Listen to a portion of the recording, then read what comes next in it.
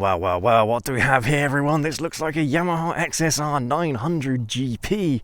Man, what an opportunity this is today. You guys are in for a treat. If you're into this kind of look, then you're going to love today's video. But at the heart of this beast is, of course, the MT-09's engine. But everything else around it has been totally redesigned. And it looks a little bit like Iron Man to me, with the colours, you know what I mean? I'm sure that's not what they were going for, but I've never really been into this kind of look, or even like the back seat. But looking at it here in front of me, I'm actually kind of into it. I kind of dig it, you know. But of course, Yamaha, they had to go one step further than everyone else, didn't they? Every other manufacturer is they're taking a motorcycle and putting on a classic lick of paint so it resembles those classic bikes, but not Yamaha. They redesigned the entire fairing and the back seat to make it look proper, and man, does it look proper. What a motorcycle this is. And as always, massive thank you to Completely Motorbikes for letting me have a go on this awesome motorcycle for you guys. They got dealerships up and down the UK. I'm sure they'll do you a fantastic deal on any new and used motorcycles. Definitely go and check them out. All right, well, as always, shall we have a little listen to the soundtrack of the bike? As always, everyone, I do warm up the bikes before we take them out on our ride reviews, but I do have to sell the bikes, and the best way to do that is to ride them spiritedly, to give you the best possible look at the bike from a rider's perspective. All right, but here we go. Let's have a little listen. Sounds good. I'm going down here to look for the exhaust, but obviously it's tucked underneath the engine. That's awesome.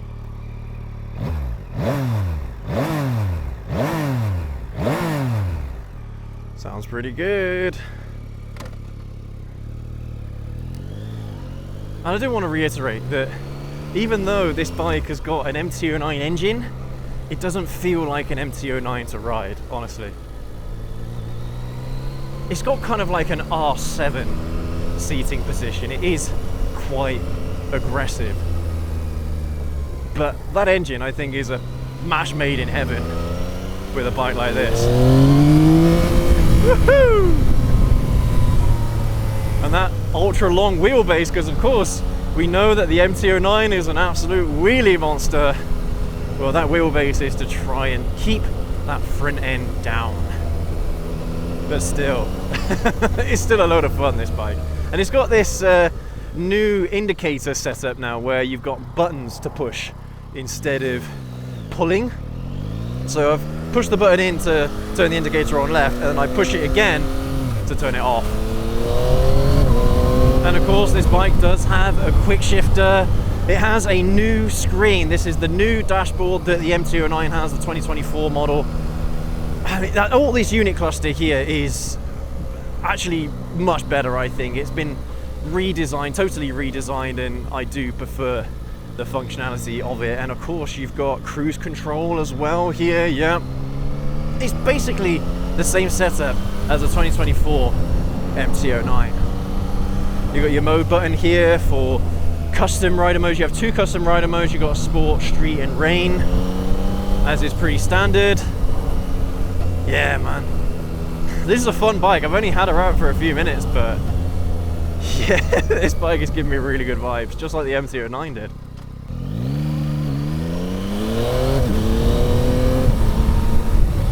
Yeah, this bike is quick. The funny thing is that the spec sheet kind of makes it look like, I don't know, like a 600 Super Sport. 600 Super Sports have very similar kind of numbers, but this thing, it feels a lot more than what the spec sheet would indicate as the MT-09 did. But I'm going to try and not refer to this bike as an MT-09, because I'm telling you right now, it really isn't. But because the MT-09 is the closest thing that I've had a go on to this bike, I'm going to be making some comparisons today, as you'd expect. But this whole package is an upgrade over the MT-09 that we had a go on, the 2023 model. Yeah, it's like the MT-09 for this year has been totally overhauled.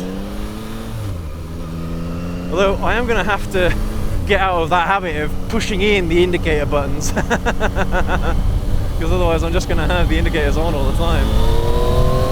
Man, this bike handles well. even though it's got a long wheelbase, it doesn't feel sluggish to throw into the corners. It feels really neat. It's a really nice place to be, you know. I know it's sporty and it's a little bit aggressive, but it's not that uncomfortable, and the bike doesn't feel like there's a lot to the bike either. It feels very small considering that it's got an 889cc 3-cylinder engine. Speaking of which, let's talk some specs, shall we? So this is the 2024 Yamaha XSR900 GP, and it's running an inline 3-cylinder which is producing under 120 horsepower at the crank and just under 100 Newton meters of torque, all whilst weighing in, I think, 193 kilograms of wet or thereabouts, under 200 kilograms wet. I mean, what a culmination, especially because you've got that long wheelbase, but getting it into the bends, it's a really good experience. I mean, 0 to 60s, we are going to be doing our 0 to 60 runs in just a moment here, but it's got to be well under 4 seconds, right? Especially because you've got that longer wheelbase, should help keep the front end down. We are going to be using a different road for today's 0 to 60, just because this road tends to be a little bit quieter. But yeah, this is a 60 mile an hour road coming up now, so yeah, we should be able to give this bike the beans and really push it. Yeah, well under 4 seconds. If it's over 3.5 seconds, I'd be surprised. I think probably on the spec sheet, 3.5 seconds is about right. Okay, well, here we go. There is a car behind me, so I'm just going to pull over and let them go. All right, here we go. Let's see if we can catch up to this car.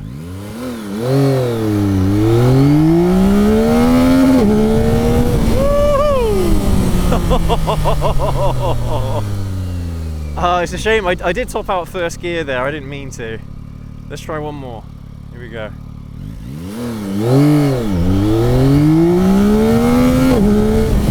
Dead on 60. First gear tops out, dead on 60. That's awesome. That is perfect. I want to try one more. See if we can get the best possible time. See if I'm going to be a little bit more aggressive on the clutch. Here we go. Yeah, man, this is a quick bike. This is a quick bike. It's still wheelies. That's mad. It's still wheelies despite the extra long wheelbase. I think it's like 13 centimeters longer, or might not be that much, but 13 centimeters longer than the MT-09. Man. That's really good, man. That's really cool. Fair play. I mean, I know I said this is quite an aggressive ergonomic setup, but if I sit upright here, I'll show you how far away the handlebars are.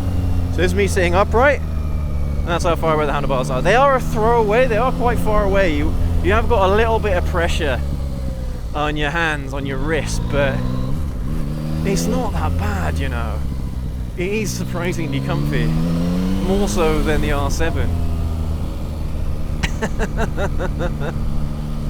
I'm loving this bike, and believe it or not, this is the first time I've ridden a motorcycle with wing mirrors on the ends of the handlebars.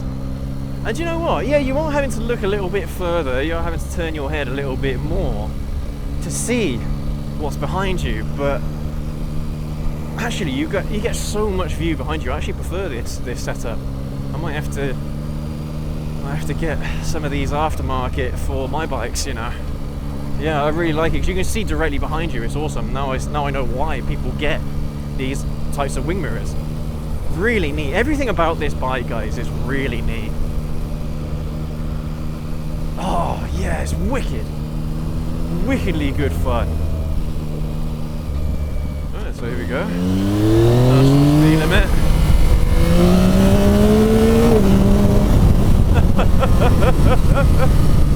Woo! Still getting used to the indicator setup, but I'm sure, you know, once you get the hang of it, it's fine.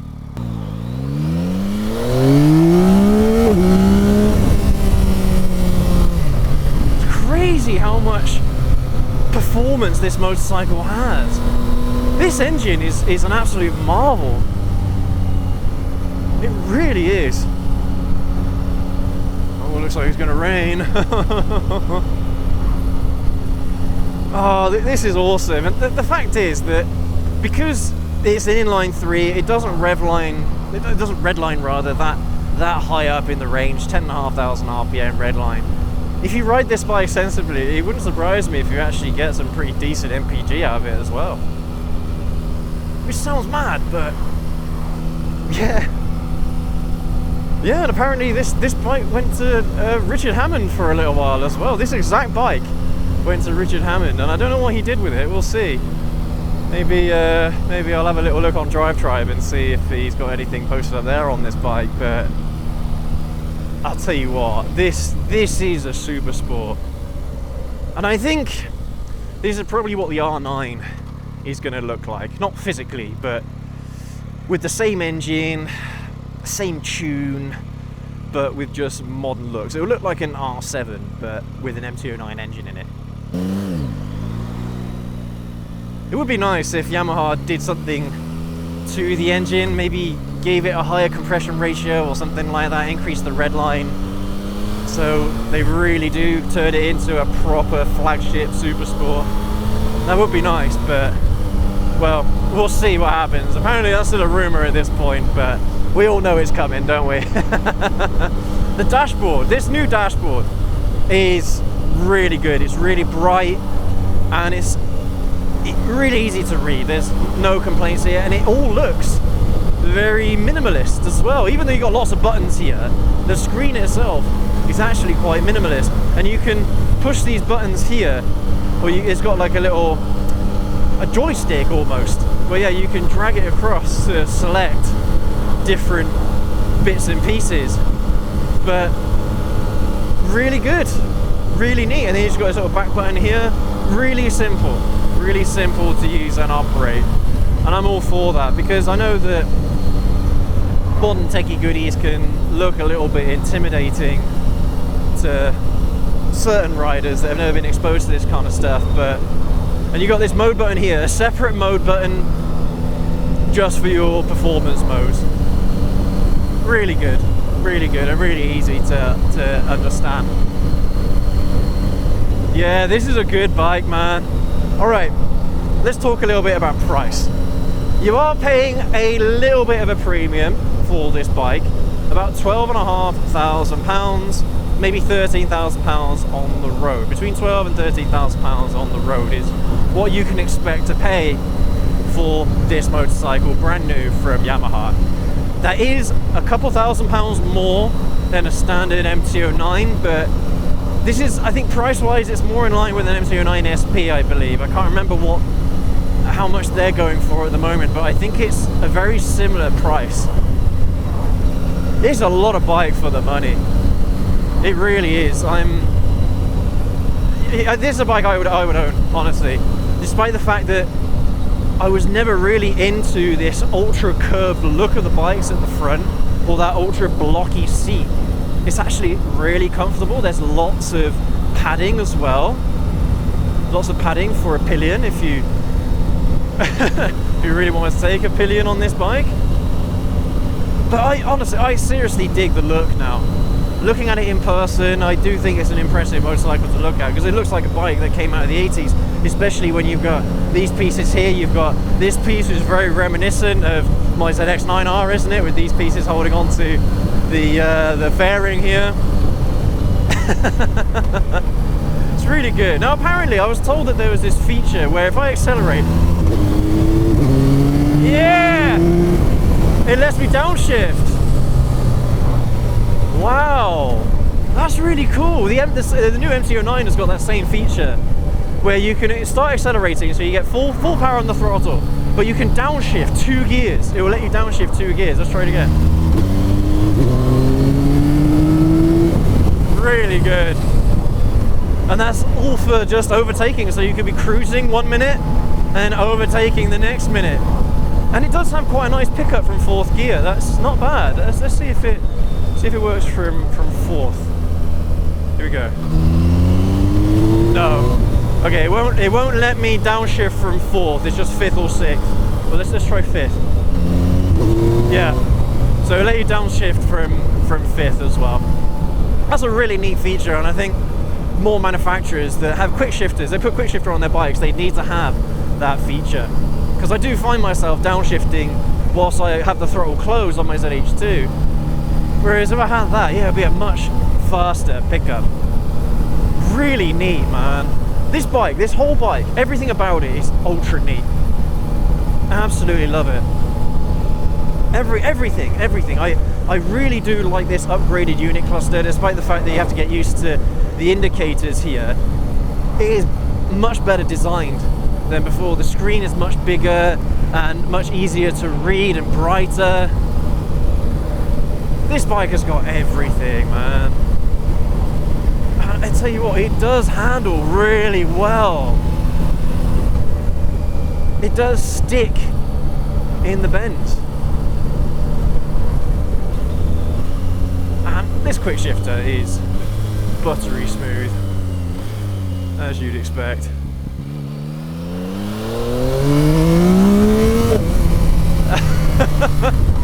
Yeah, this bike, a lot of fun. And that's the thing, whenever I'm doing these reviews, I think to myself, one question: does the bike make me smile? If it does, if it makes me smile and laugh and make funny noises, then I know it's a good bike. If it doesn't, then it's probably got something missing. It's probably not as exciting as I had hoped.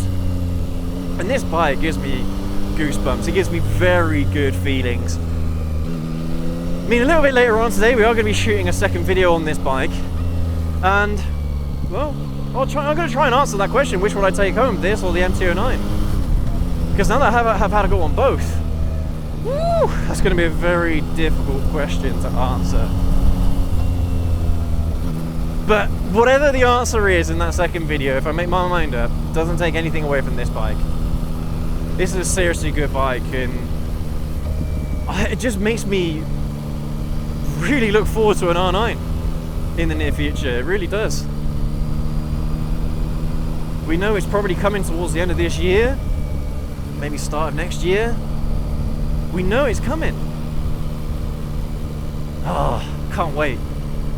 It is a shame that the MT-10 is now the only bike in Yamaha's roster that has got that 998cc inline 4 that the R1 used to have. But that is a sick bike in its own right as well, guys. The MT-10 is awesome. I absolutely love the MT-10.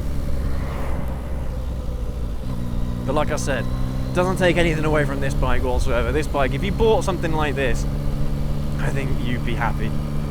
You'd be really happy with it. This is great. I am struggling a little bit with this indicator setup because I want to naturally go up to where this raised bit is for indicating right, and I want to drag it across. Oh, that is something else. But yeah, I'm struggling a little bit with this. I'm sure if I had a little bit more time with the bike, this wouldn't be an issue. Kind of reminds me a little bit of Vauxhalls, isn't it? Do you remember where it didn't have the click up and down? You pushed it up, it'll go back down again, and then you have to push it up again to turn it off, and same the other way around as well. Kind of reminds me a little bit of that, and I didn't really like that setup on Vauxhalls, but it's something you get used to. You know, that's being really nitpicky, to be honest with you. This bike is fantastic. Oh, Brembo brakes as well, of course. Brembo master cylinder. Oh yeah, man, what a motorcycle this is. Big up home team. Thank you, Complete Motorbikes. You guys are awesome. This bike is awesome. You lot are awesome for watching this video. This bike has got quite a lot of hype. I've seen quite a few videos about it already, and I didn't watch any of the videos. I wanted to have a raw reaction to this motorcycle. But I have seen that there's been a lot of videos done on this bike already, and I really like it. I do. I like all of it. I like the design, the engine, the way the bike feels, the ergonomics. I like everything about this bike. There's nothing I don't like about this motorcycle, and that is pretty rare, to be honest. This is a wicked bike. But thank you as always for watching today's ride review. Definitely let me know what you think about this motorcycle down in the comment section below. And don't forget to hit that subscribe button and that notification bell so you don't miss any more of our motorcycle reviews going forward. And we'll catch you all in the next video, everyone. Take care. Ride safe.